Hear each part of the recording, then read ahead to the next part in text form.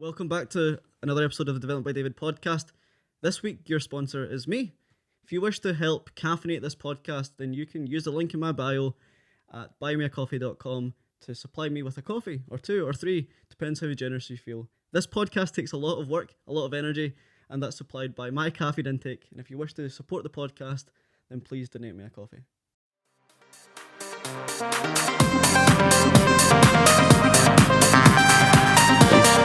I've only got you for an hour. Let's get right into it now that we have crystal clear audio. I did introduce you there as a doctor. How does that feel to still be kind of labelled as being Dr Yusef Smith? How does it feel when you hear that? Good question, because being a doctor is a label or a stamp, and so it's kind of an achievement that you unlock, but it's not necessarily a role.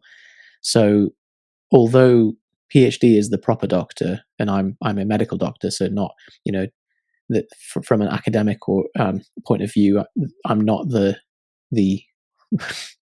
clever type, but it's an interesting label, because I think even if you get struck off, you're still doctor.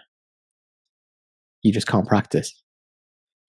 100%, and that leads me on to like a question that I always love. It's my favorite question I ask a guest, and it's not because I'm too lazy to do research or do a pre-record bio or anything like that, but I always ask, who is Yusef Smith today in 2022, or who is XYZ today in 2022, because I think it's a really great or useful way for the guest to truly represent themselves in the way that they show up in the morning, the way they look in the mirror. So if I were to ask you, who is Yusef Smith today in 2022, how would you self-describe yourself? Yusef Smith is just consciousness puppeting this meat sack that you see in front of you, manifesting as an illusion of an individual self. But no, I basically I co-run Propane Fitness with my business partner Jonny, who you've had on a couple of years ago, and I currently help people to gain muscle, lose fat on one arm of the business, and on the other arm, we help coaches and trainers to move online, to go from an offline offer to packaging their expertise into an online program. So those are the two hats that I wear. The doctor thing comes from the fact that I have been working as a doctor for the last 3 years in local hospital. I came to the end of my contract.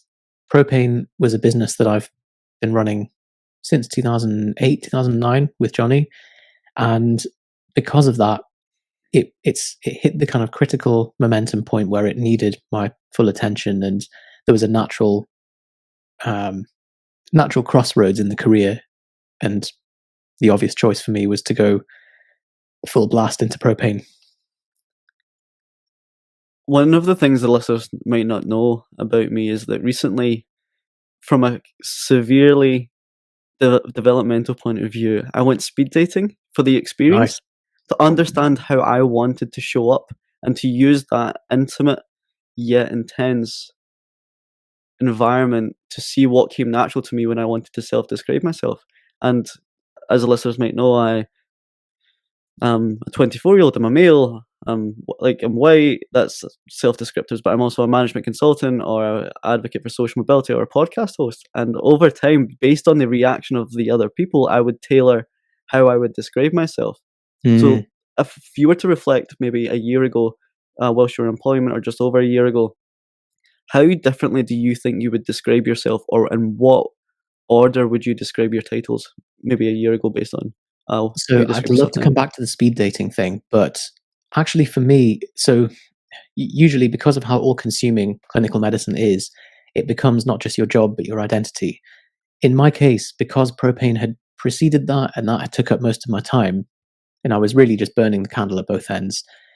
And so I very much saw medicine as my side hustle, and I saw Propane as the main hustle. So perhaps that's a bit of a flip on its head with that.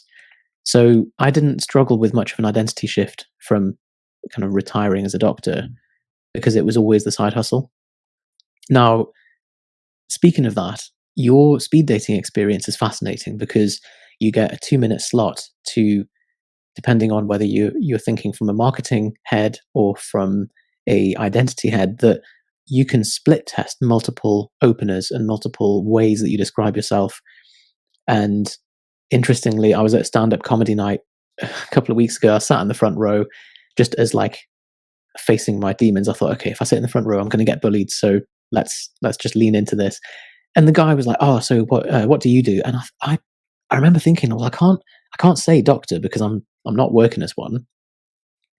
What do I say? I was like, well, I do marketing consulting for online coaches. And he was like, that made no sense to me.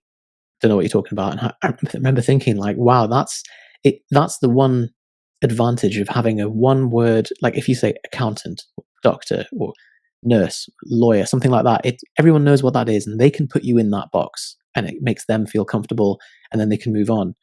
So I guess you've got the opportunity, if you're speed dating, having multiple 2-minute split tests, to either try something that makes people go, oh, that's interesting, like tell me more about that, or you can just say I'm this, and then they go, okay, fine, and move on, depending on how interesting you feel that pathway is. So you're kind of either opening the door or closing it and saying, no, let's talk about me as a person rather than what I do as a job. 100%. One thing that I found interesting from that experience, an anecdote that I can pull to life, is I would always say when they asked me, what do you do for a living? I would say I'm an accountant, management consultant, and podcast host. And their next question was always, who have you had on the podcast? Or Mm, what is your podcast about? And what I think is the causation of that is because accountancy and management consultancy are so nuanced, they're scared to be caught out when asking questions about it. yeah. But podcasting is so universally understood that it's so much easier for them to uphold a conversation around that.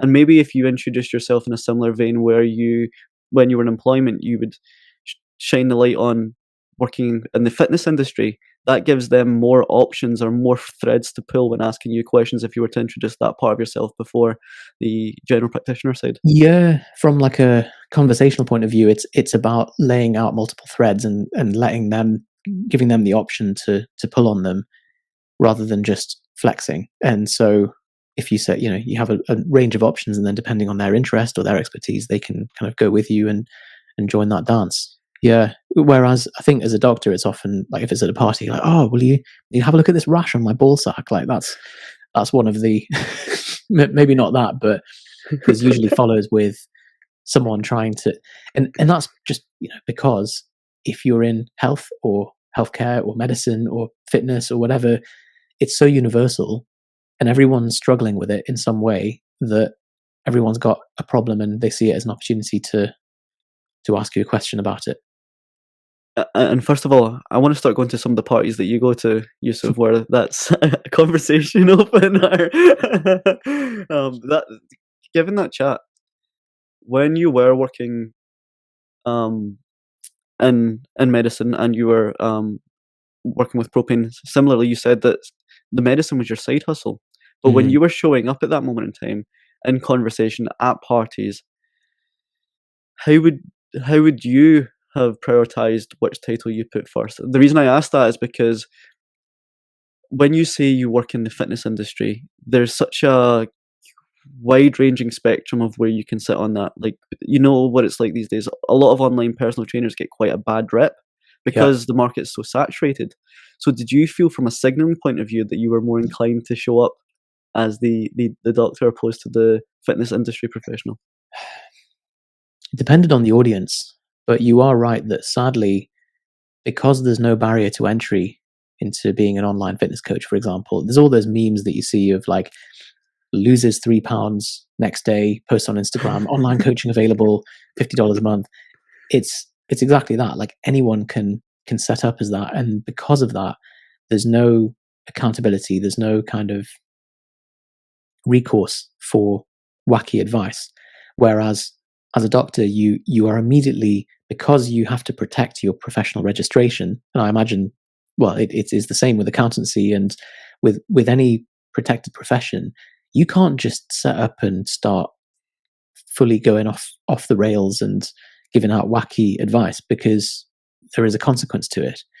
And this is why you end up with confidently wrong people who are unqualified and suffer from the Dunning-Kruger effect on the one side. And then you've got the people who are qualified to comment on that very thing, and they will reserve judgment because they don't have the full context. And if they're offering advice online, it's that their liability doesn't cover it. It's not one of their clients, so they're not involved in it.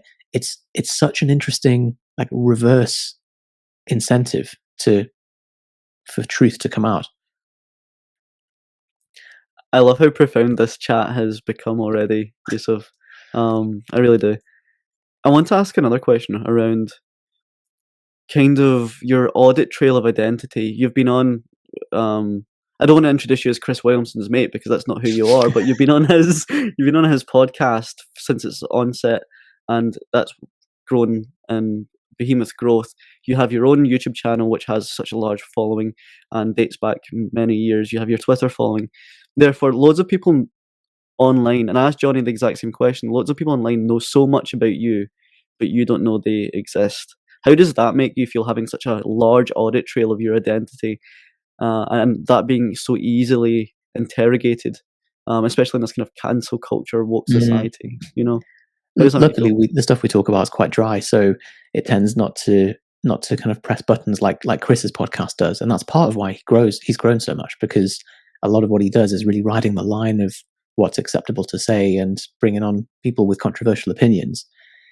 Luckily, as well, when you have a channel, podcast, a Twitter account, or whatever, you're posting a sanitized version of yourself with a particular goal, and in our case, it's just traffic and conversions. So it's like I don't worry so much about that stuff, but I'm also not a very kind of controversial person in my opinions, and that's both publicly and privately. I like to think I'm relatively balanced in the way that I would approach things.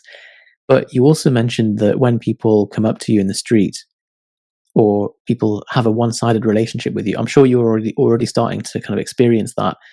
And last time I was in Glasgow, I went to like it was a Waitrose actually to get some chocolates for Gavin McKinney and Colin Campbell, for like going to be on their podcast, and someone, the person at the checkout was like, "Do I know you?" And I was like, "I don't think so." She was like, "I'm sure you're familiar." I was like, "No, I was like, oh well, I mean, is it possibly podcast, YouTube channel?" She was like, "Oh yeah, Chris Williams." And so it was through modern wisdom that she'd kind of joined the dots there, which is more common just because Chris has got more of a reach than we do. But I do find that fascinating that, like, people are often they have a sense of familiarity because you've been the one talking to them during their commute for several weeks or months, and you've got the kind of, but it's asymmetrical. And I think that's awesome. Like the ability to leverage your relationship building. Yes, it's only unilateral, and maybe in the future they'll find a way to kind of make that a two-way thing at scale. But what a way to build a relationship, to build trust, and then to sell a service or a product off the back of it. It follows the kind of principles of that article. Is it 1,000 True Fans?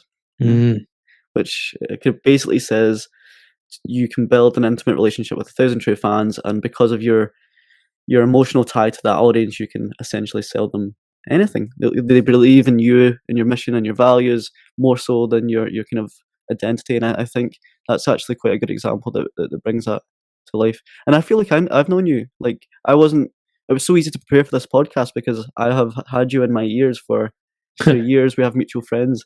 Amazing. So, well, and it's a good point about the 1,000 True Fans thing, because it's not just a kind of take relationship, because someone listening to your podcast, they've trusted you with their attention, and so you then have a duty to them to provide them with objectivity and not to shill crap products, and to be to provide value to them and to deliver each week as well. So it is certainly a two-way thing. And I'm sure you've seen some of the kind of public thinkers over the last year or so, particularly catalyzed by COVID, have become drunk with influence, and they start to just push buttons for engagement's sake and not actually pursuing truth anymore, and they end up kind of becoming the thing that they were rallying against, which is always an interesting effect.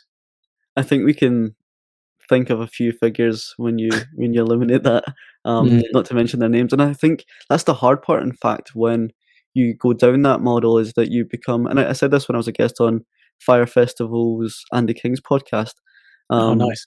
he's such a prime representation of this, is that when you become that level, you become less of a meat sack with consciousness and experiences and feelings. You become a representation of ideas, or a symbol of something. And I'm scared at some point, and I'm not sure if you feel the same, that you might become that, for better or for worse. So this is where, and I would encourage anyone listening to listen to the episode with Jonny, because he sees this stuff so clearly. And a principle that he lives by is that you've got to put the Facebook pixel somewhere. And What does that mean? what that means is that the Facebook pixel in kind of marketing, in the internet marketing world, is the KPI, or the behavior that you're looking to track and optimize for in the Facebook ads and in the funnel. So that could be on the thank you page of the checkout link. So what you want to do is make sure that as many people as possible land on that page following payment, and that's what you're tracking the journey up until that point. Basically, it's setting the North Star somewhere. And the point is, you have to put the pixel somewhere. So you have to set your goal in some direction. And so you've just got to be very deliberate about where you set that goal. So if it's, I just want 1 million followers, or I want as many followers as possible, that's potentially a risky move, because Goodhart's law states that when the value becomes the goal, or when the metric becomes the goal, it ceases to become an accurate metric. If you were to say, I want to lose weight, and that was like, you gave that instruction to a beta version AI, it would be like, okay, well, you need to just cut off your legs and maybe cut off your head, and just to lose as much weight as possible. But then you've kind of lost the point. Like, the goal wasn't really to lose weight. The goal was to look better and feel better. So it's the point that you have to get as close as possible to the true goal. Otherwise, if you start gaming the numbers, you could end up in completely the wrong place. Does that make sense? 100%. And from a kind of self-identity point of view, and that's the kind of the thing that we started speaking about, when you optimize for numbers and engagement by following a route that is contentious and inauthentic, you probably have an inner conflict of not knowing who you are and how to show up into the world. Mm. So to Yeah. go, this has been such a profound intro chat. To follow Absolute Development by David Style, we need to take it back to young Yusef Smith. Do you remember the moment in time where you made the choice, or when that choice was presented to you, of what career or academic route you were going to go down? Yeah. So the age, I feel bad for kids nowadays, because there's so much data to have to try and synthesize and process, and you're given a real, you have to choose your path so early. So at the age of 16, I guess in Scotland you don't even get as much time as that. You got to pick your GCSEs, which then inform what A levels you do or what hires you do, and therefore your university choice and your career path and all of that. And I was from classic Egyptian family. My dad had like, you must be doctor or engineer or lawyer, and that's the three options. And actually, no, he was a little bit more liberal than that, but the pathway was very much like, you need to go and get a degree and do the graduate thing and all of that. Partly because of the kind of prestige and everything else, rather than for anything. There's always a vicarious pride that parents have, and all of that. So I didn't really know what I wanted to do. I thought, well, I'm good at maths, so I'll do that. Did maths and business as a degree. Started working for an investment bank, because I thought, well, that's just that's what you do.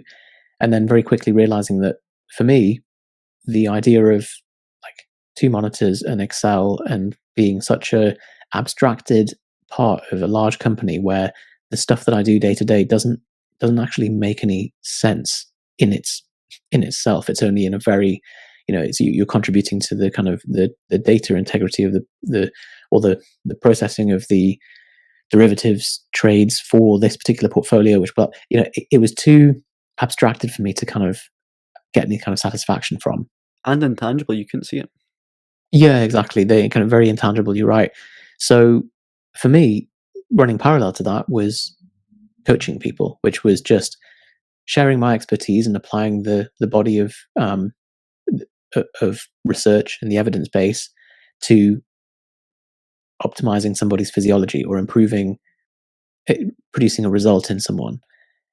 And therefore, that applies very logically into clinical medicine as well. The difference is you're taking, rather than someone from a normal state to an optimized state, you're taking someone from a pathological diseased state into normal, if you can, at best.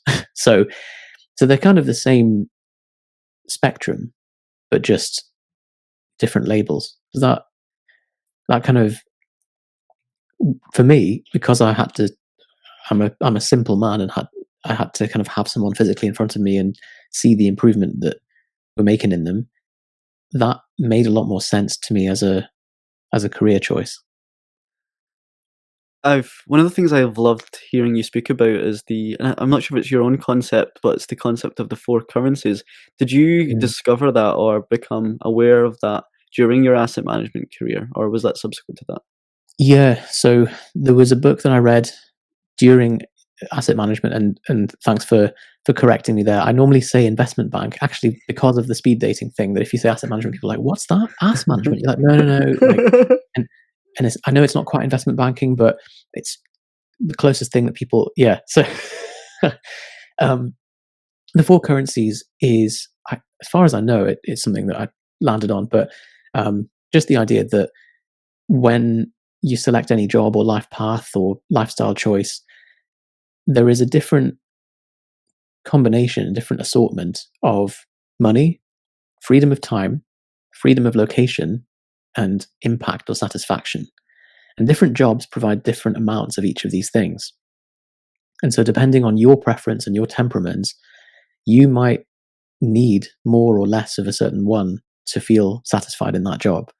And so, if you're living someone else's life, you're going to be running up against the friction of that, because you might realize that actually the world wants you to chase money, but beyond a certain point, it's not satisfying to you. And especially if you haven't got time to see your kids, and you're out of shape, and you're erectile dysfunctional because you're so stressed, and because you're so overweight, and because of all the, this kind of downstream effect of trying to optimize for one thing, similar to you've got to put the Facebook pixel somewhere.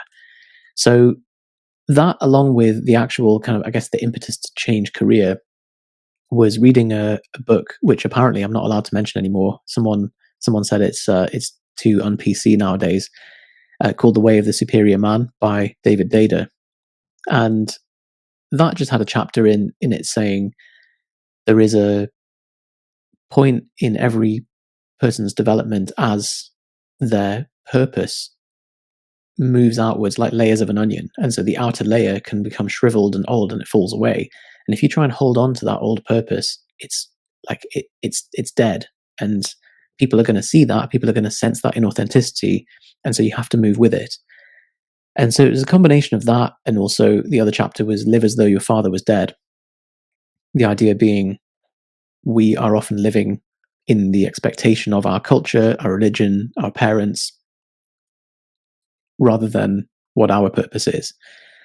And so seeing that, it was almost like it was actually quite painful to read, because it was like, right, well, that's sealed the coffin. I can't continue in that job knowing this. And if I'm a good boy and I do my work really well and I progress in my career, I'm going to end up like that guy sat at that desk over there who's my senior manager, and he's miserable. He's on like an extra 10, 20K, but he's miserable. So I need to make a change now rather than later. And I guess the reward culture in a place like that is, if you're a really good boy and you work really hard, then you're rewarded, but with more work. Yeah. It seems.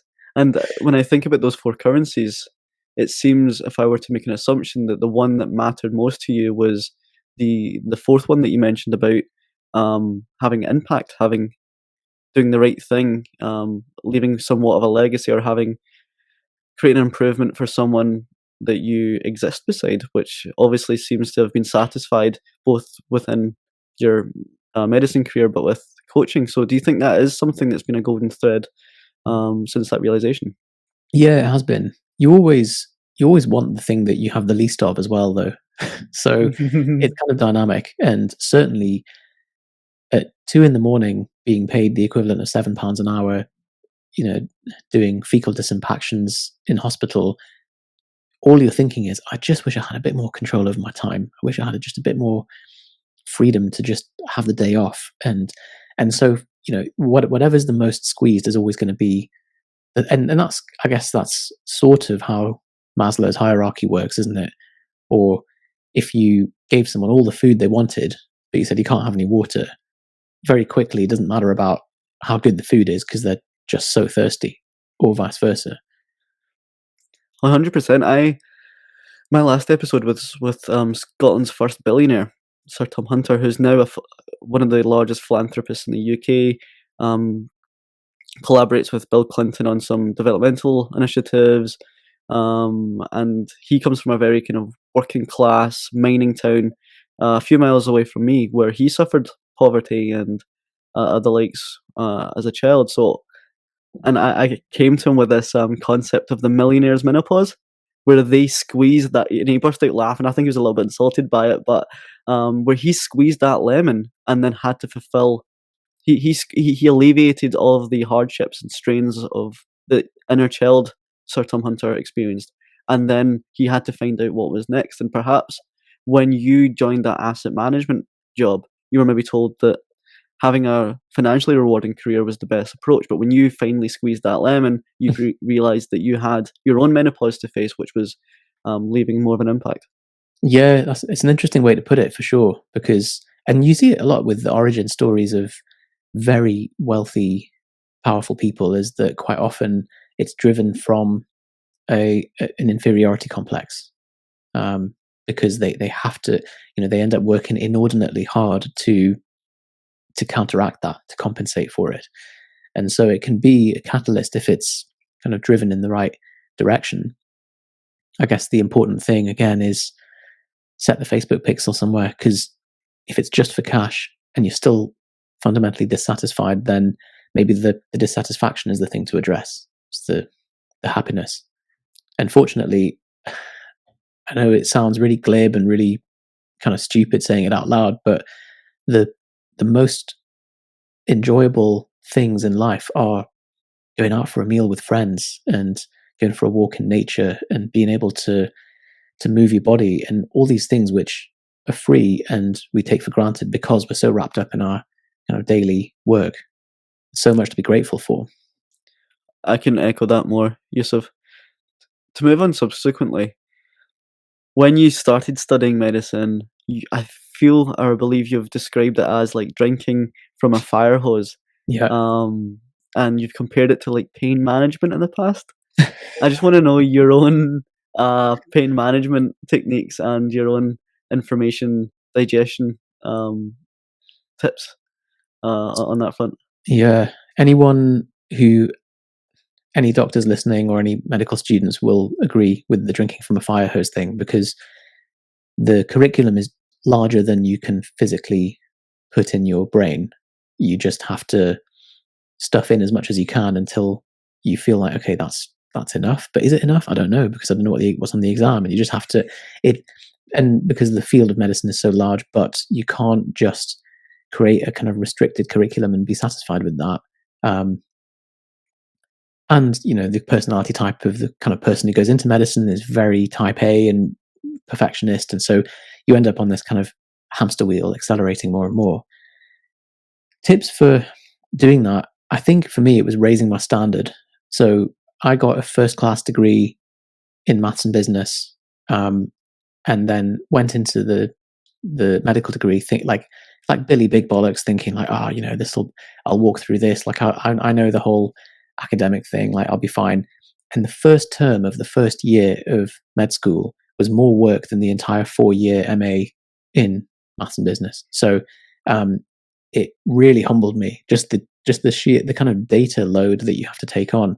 So, and it made me realize, it's the being in an environment where everyone in that class was already the top whatever percent of academic performance, and then they're all put in a room, and then you're marked to a curve based on that. So you have to really step up your standards with that, and that kind of is a forcing function for improving your efficiency in all those systems. The other thing is you have to have a system, because and this goes for capture, for task management, for your second brain, for any of this stuff. And I know you had a question about that for later, but if you don't have a system, that's still a system. That's just a crap system. So you can't avoid it. And so you have to have something to be able to handle that inflow of information. And for medicine particularly, I can't speak for other fields, but medicine suits itself very well to, on the one hand, learning the fundamental principles, which conceptually aren't that hard, just the understanding basic physiology and so on. And then for the actual drilling of the data, using something like Anki, which is a flashcard creating app, and all medics will hear that and be like, "Oh yeah, I am well acquainted with Anki." I think I've got about 10,000 cards in there that I've made for flashcards. That's probably typical of most medics, because there's just so many bits of data to memorize, and it's just then about doing the reps. So it's pretty rough, but it's got to be done. It's incredible how the concept of doing the reps, this kind of bro science, this fitness quote, this cliched overused statement, how that is so transferable into every domain almost, doing the reps. And one thing that I appreciate about you, and it's something I've always appreciated about you since listening to you on other podcasts, is the level of personal responsibility that you have, the level of systemization that you have. And that leads me on to think about your day in the life video of working. It's when you track your time working for the NHS as a GP, and most of your day and the bottlenecks that you faced in your day were out with your personal responsibility and out with your control. The question I want to ask is, before I kind of touch on that kind of nervy subject, is what typically was the day in the life of a GP when you were working in healthcare? So I appreciate you saying that, and I think you're giving me too much credit there. But I should also clarify that I'm actually an SHO, which is a kind of lower middle grade doctor. So a GP would be another 3 years from the point that I'm at Sorry. of Okay, training. sorry. I have done a GP job, which is kind of like working as a supervised version of a GP, taking kind of easier cases. But in terms of hospital medicine, there is a lot of leakage. There's a lot of kind of waste in terms of time, and that's usually because of the tech. If you were to count up the amount of time that you spend wrestling with technology, or a printer, or a fax machine, or something in some form, it really is frightening. And it's just hemorrhaging money. And the thing that upsets me about this is that if I was running a company and I had a bunch of highly trained staff of nurses and doctors and physios and social workers and people who have been through a lot of training and a lot of grit to get to that point. You invested a lot in them, and then you equip them with Windows 95 and fax machines. It just what a waste. Why would you do that to these staff? And they're highly industrious, and they take it in their stride, and they just accept that this is how it is. But you're just bottlenecking the total output of the system. And then often the powers that be will have the audacity to blame the nurses or the doctors as if it's somehow a clinical competence problem. Understanding you as much as I understand you, I do understand why that gives you so much frustration. And when I watched that video, Yusuf, I watched you. Oh, I kind of watched the kind of notes, or sorry, it was the calendar that you had on screen, and Mm. your day went from working in bereavement to doing admin, clerical work, to then like phoning families. Like these tasks are also, yes, they're under the umbrella of working in a hospital, but they're so far apart from each other. And I know you know the importance of like deep work. From a self identity point of view, did you enjoy that sporadic nature of the work? Because you weren't essentially becoming an expert in one speciality because you were doing so many widespread tasks. How much conflict did that give you?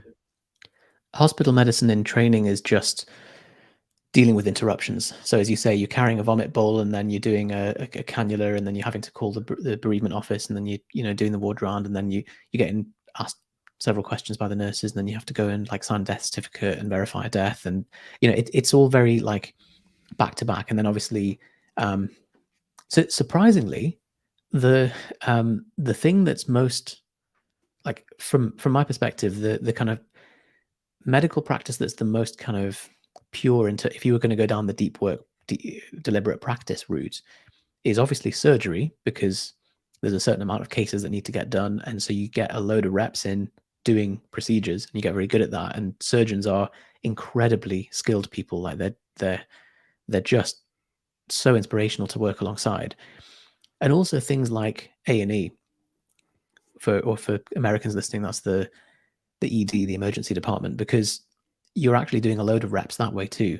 You've maybe got, I don't know, 20 to 60 minutes per patient, and you're just picking them up back to back. And so you're getting a lot of reps in, and you're getting quite a close feedback loop as well, because a patient will come in, they'll have a problem, you run some tests, you allocate them to the correct department, and maybe if you follow up on that patient, you might see, okay, my suspicion about, or my diagnostic hunch was correct or incorrect, and then you can kind of self-correct your system and refine the process. And that's really what makes a junior doctor, it makes the difference between a junior doctor and a senior doctor, is they've done thousands of reps and they've refined their model to the point where they can see a patient at the end of the bed and pick up on lots of micro signs that'll shift their kind of accuracy in the diagnostic accuracy and all that stuff to be more and more accurate over time. And then obviously just honing all of the surrounding soft skills, as you say, of um, communication with patient and family, and delivering bad news, and the procedural skill and all that stuff. So I did love the stimulation of medicine, in that it really grows you as a person, because there's so many skills that you're having to deal with at once. Just a shame that you're bottlenecked by systems. From the outside in, it seems like most practicing doctors or most student doctors or SHOs, they do this work because they want to make a difference, do work that matters, and effectively improve the health of the people that we interact with every single day. Given the fact that you were met with these clerical duties more than the clinical duties, it seemed, by that calendar of events in that video, was that one of the enabling factors for you to leave the NHS or leave medicine? Or was it the growth and the amount of attention that Propane needed you that was the bigger catalyst? That was the bigger one for me. I did find it, I think, more frustrating than other people did. And I don't know if that's just because I'm really intolerant and impatient, or if it's because, maybe because and I think what's probably more accurate is that Propane's just a company of 4 people plus a couple of freelancers. So we're not a big company. And if we have a system that has a bit of slack in it, or is a bit inefficient, we just change the software provider that we're using, or we just alter the process. And so I think I got spoiled by running that for so many years, that if there's something that's broken in the system, you just go and fix it, and what's the problem? Whereas in such a large system such as the NHS, you can't pause patient care while you test a new operating system, or you update a process. You can't pause live patient care. So the show has to go on, and so it makes it very difficult to roll out these like big user interface updates. And I think as a result, you end up just thinking, well, if we just duct tape all of this together, it's currently just about working, so we better not mess with it. And it feels like you're kind of building a house of cards. And then obviously that, combined with budget cuts and sort of squeezing over time, ends up in a situation where no one really wants to overhaul anything because it would be so catastrophic. What were some of the highlights and lowlights of working during the pandemic, mate? Seeing initially when it all kicked off, the hospital became really quiet. Like there was a couple of weeks where you'd get 2 calls over a night shift, which is unheard of because no patients were coming in. And I remember I was working on a stroke ward, and for a week or so, we had barely anyone coming in with a stroke. And you're like, where are all the strokes? It's not as if just because there's a pandemic that people aren't having strokes. So what's happening is obviously they're sat white knuckling it at home because they're too afraid to come in. So the effect of the media and the scaremongering meant that people with other non-COVID pathologies are not getting treated. So, covering the cardio take, no heart attacks coming in for a long time. And then a few weeks later, you'd see people coming in with heart failure because they'd sat on a heart attack 2 weeks prior and just been grinding it out at home, and then eventually coming in because they're breathless and they've got water on their lungs. So there was this kind of effect where almost like you would see in financial markets where there's a ripple and there's an effect on the sentiment, and that pushes the price up and down or pushes the patient volume up and down. And then you end up having to kind of deal with the fallout at the end. So that was pretty grim. There's also that, my brother is very much a kind of COVID denier and was saying, it's not, it's all being overblown, and the doctors are faking the death certificates and they're putting COVID on people's things even though they didn't die of it. And I'm like, hang on, like I signed the death certificates, and I'm literally like the grunt, the grunt who does that, and I've not, I just do it, and this is the procedure, and he's like, oh well, no, but that's because you're not being paid off like the consultants are. And he'd kind of had this like fixed delusion that they're out to get you in some way. And there was a lot of that. And there's a fascinating podcast by Sigma Nutrition with David Grimes, who is an expert on conspiracy theories and the psychology of conspiracy theories. Would very much recommend listening to it. It's an unbelievable explanation of how people fall into those kind of thought patterns and why they're so attractive and why they're so resistant to being challenged. Even when your brother, who literally is a doctor and literally is signing the COVID death certificates, says, I'm not doing this, and you still go, oh, no, because I've seen on Facebook that this happened. And it boggled my mind for so long until I heard that podcast, and then you're like, right, now I get why it's held in place so much. I'm sure the listeners will be searching that up as we speak. I'm definitely going to check that out. That sounds so fascinating. I love that kind of stuff. Definitely. Your 12 reflection mega thread went absolutely viral. And the way it was written was, in terms of the semantics and the tone, was upwardly positive, despite having some challenges thrown in there. It seemed to be picked up by media sources everywhere. There was some vitriol. Why do you think that went viral? I think it's because, for context, it was just some musings I wrote about, like some reflections of working in the NHS, and I think it's because it was a topical thing at the time. Nurse and doctor morale is at an all-time low. Tory sentiment was very low, and so people were. I think a lot of people were retweeting it because the reason people share stuff on social media is because they use whatever they're sharing as a platform to express their opinion and to kind of point at that as like, look, see Boris, like look what you've driven this lovely young man to go and do, and you see what you're breaking down the NHS, and so there was a lot of that, people using it for political signaling. And that wasn't really the intention. Honestly, it was a kind of throwaway thread. And if I'd known it would have gone viral, I would have thought a bit more carefully about what I'd written. But yeah, I think people use social media to craft an image of themselves in a certain way, and therefore they share stuff to signal that they are on board with or against a certain thing. And it was a very convenient way for people to kind of throw rocks at their enemies. Now, I'm kind of politically quite apathetic. I don't think it's necessarily the Tories' fault. I think it was just all it's a chronic problem. It's not just like it's happened over the last couple of years suddenly.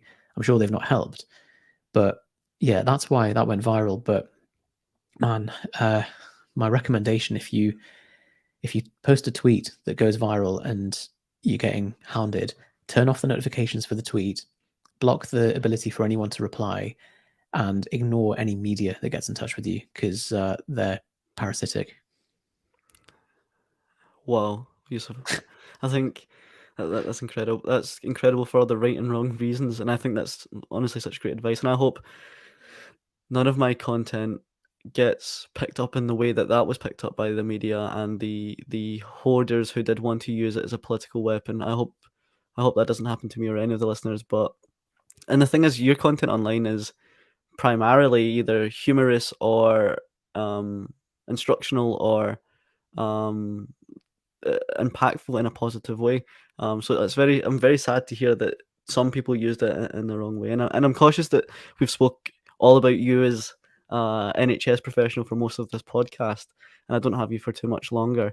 Now that you are working full time propane, I want to ask about the difference between the old model that you used to have and the new model. You went from kind of direct to consumer, um, PTing or coaching individuals for fat loss or muscle gain, but now you do more of the market and consultancy side of things. What was the key indicator or the key driver for that change, and how distinct are those two models?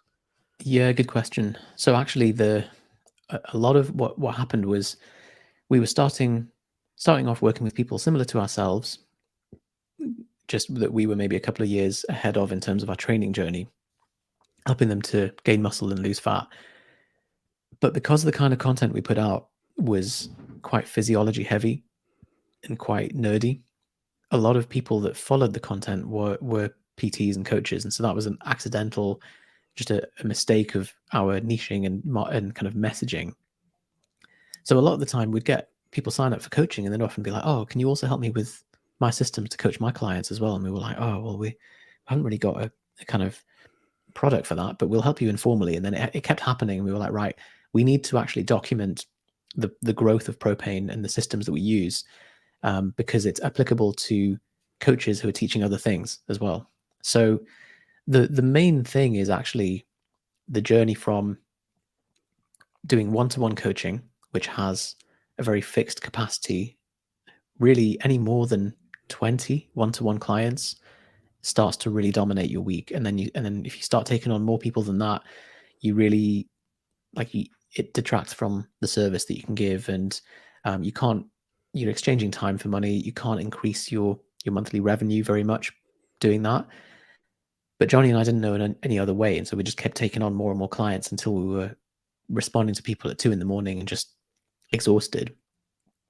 So it was switching from that model to a leveraged group coaching model, that and being able to drop the price, serve more people at scale. We ended up with happier customers because the systems were doing the coaching for us rather than kind of giving ad hoc responses. It incentivized us to create gold standard responses and deliver things in a more systematic way, and then build semi-customizable programs and all of that stuff around it too.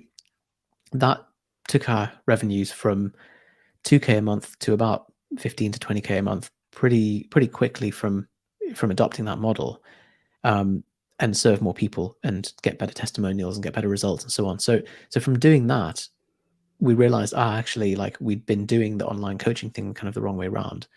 And so it was really that, like, it's now just we help other coaches to do that and apply that to their model. And I know one of the kind of common things that people ask is like, well, why would you do that if it's kind of helping the competition? Now, on the one hand, like, it, I don't see everyone as competition, because everyone helps people solve a different problem, and people don't buy coaching, they buy coaches. And so there are there's enough people on the internet to go around for everyone. It's not as if some that they're stealing our clients, and because the model works and because it's something that we can then sell as another product in itself, that's become a viable thing for us to sell, because we've got the validated method for both fitness and for turning that into a coaching system. And to piggyback onto that, Yusuf, is whenever I reflect on your four currencies, with one being impact, if you are coaching other coaches to coach effectively and therefore improving the health and fitness of people through an ecosystem opposed to doing it bareback by yourself, if your North Star is to leave a kind of significant impact on the health and fitness community, or to lower obesity rates or improve the lifestyle of fitness, then you, by coaching other coaches, are inherently doing that and satisfying that, even if it means they're stealing some one or two customers per year. Yeah, that's a good point. And actually, like, a lot of the coaches we work with, they're yoga teachers, stress management coaches, like stuff that we wouldn't. There's no way we would be able to help a client with those things, because that's not our expertise. So that, they're helping a much broader impact of people, kind of wider blast radius. But interestingly, Ali Abdal talks about this in relation to being a doctor, that he thinks that, and it makes sense, that being a doctor purely because you want to save lives is a selfish way to do that. And he's saying that if that's your metric and it truly is what you want to do, and it's not about just the warm fuzzy feeling of having personally saved a life, then you should just get as rich as you can and then donate to the Malaria Foundation, because the average doctor saves something like 8 lives in their career, whereas if you donate £2,000 to Malaria Foundation, that saves 1 life on average. And so you can save many more lives with your contribution by doing it through that route. It's just a lot less sexy. I've heard you speak about that before, and I think that is such a wonderful concept by Ali. The only thing that I would, if I was to play devil's advocate with that, and I don't want to steal too much of your time, but I think it was Seth Godin when he was on the show, or it was maybe Thedalti MBA I did with him. He brought to life Singer's paradox. Have you heard of Singer's paradox No. before? So Singer, I think, was some sort of university lecturer, and he posed to his class the scenario where, if you were to be passing a pond on the way to class this morning and you were to see a small child drown, would you save them if it meant you were going to be late for class? They all said yes, of course. They then asked if it meant you were going to get dirty, and your clothes would be wrecked, but there was going to be a crowd of other people watching you do that and praise you for that. Would you do that? Yes.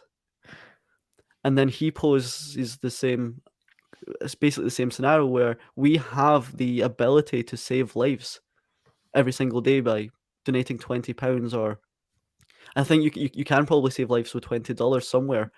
But he poses the concept that we don't do that because of two factors. It's not instant, and there's no audience to give us that gratification. So perhaps people like the instantaneous nature of hands-on saving a life, and then I guess within a hospital you're instantly praised for doing that. I guess by removing yourself from that scenario and just donating money, you don't satisfy those two fulfilling criteria.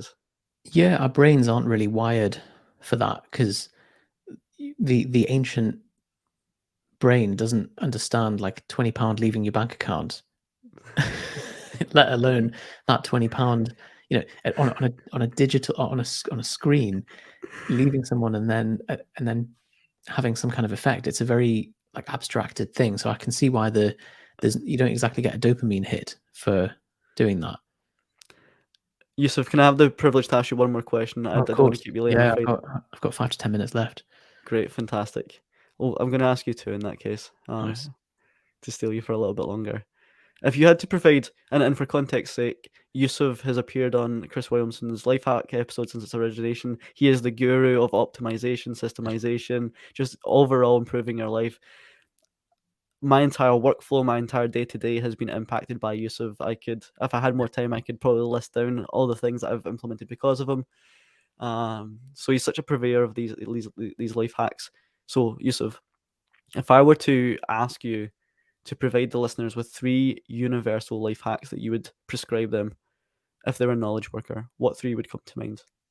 I'm very pleased it's had an impact on you. So in terms of the basics, don't be sleep deprived. One of the lowest hanging fruit, and get an Apple Mac. Don't be operating on a Windows PC. Just you'll see such a return on the general technical friction that you deal with day to day. The reason I'm saying that as if I'm being flippant, but every couple of second delay that you're dealing with technology is multiplied hundreds of thousands of times as you make very kind of repetitive actions on a computer screen. So micro delays add up to massive attentional delays, and it just takes a 5-second delay of something to be loading that you go, oh, hang on, let me just check my phone while that's, and then boom, you're gone for 10 minutes. You're distracted. So I think eliminating friction with that stuff, super important.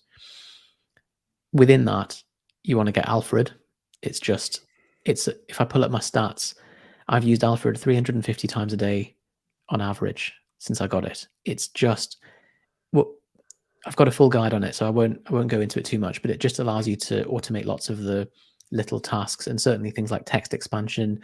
If you're a knowledge worker and you're sending lots of emails with the same sort of text, or like sales follow-up messages, or typical responses and things, you want to have those as templated, partly because it comes down to what you said about speed dating, that you then have a template that you can gradually make little changes to and make improvements to that overall, and then you've got a system that's working much better than just ad hoc responses. And that's one of the big fundamental drivers of switching from a one-to-one ad hoc coaching model to a leveraged group coaching model, because you can then deliver the best version of yourself at any one point. So those are 2. The third thing is you need to have a second brain. Again, if you don't have just because you don't have a system, that's still a system. That's just a shit system. So you need a second brain. It doesn't matter what app you use. It could be Evernote, it could be Apple Notes, it could be Obsidian. There's loads of things to choose from. Just pick one that resonates with you the most.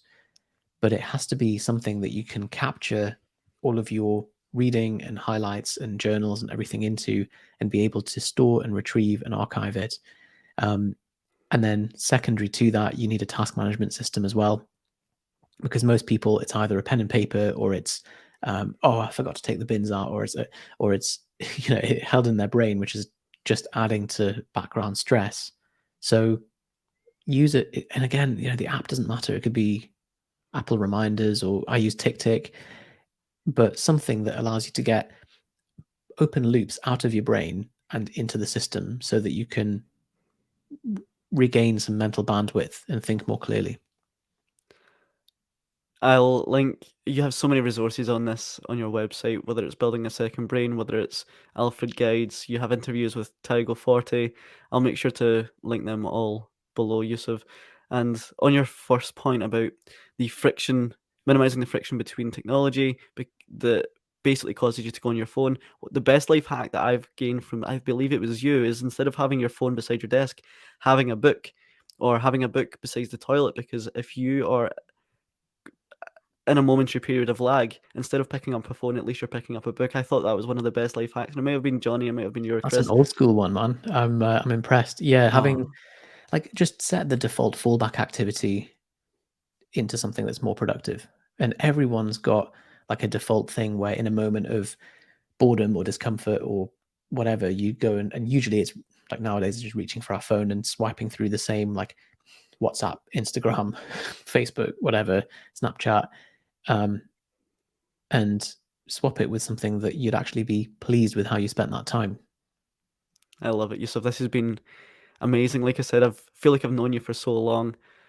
Thanks for sparing your time. Thank you for the patience with the technical difficulties at the Oh beginning. man, I'm used to the the technical edges myself, but no, it's been an absolute pleasure. I really appreciate you having me on, and I hope it was valuable for people listening. 100%. Where can people find you online, mate? Propane Fitness is where we are. So particularly YouTube and Twitter is where and Instagram. But we also have some written guides on some of the online coaching stuff. So that's on propane-business.com, propanefitness.com. I'll give you a link, which is just propanefitness.com/development, which goes over the kind of stuff that I've mentioned, and happy to be contacted if anyone has any questions about specifics from that stuff. Just shoot us a DM and I'll eventually get back to you. Thank you, Yusef.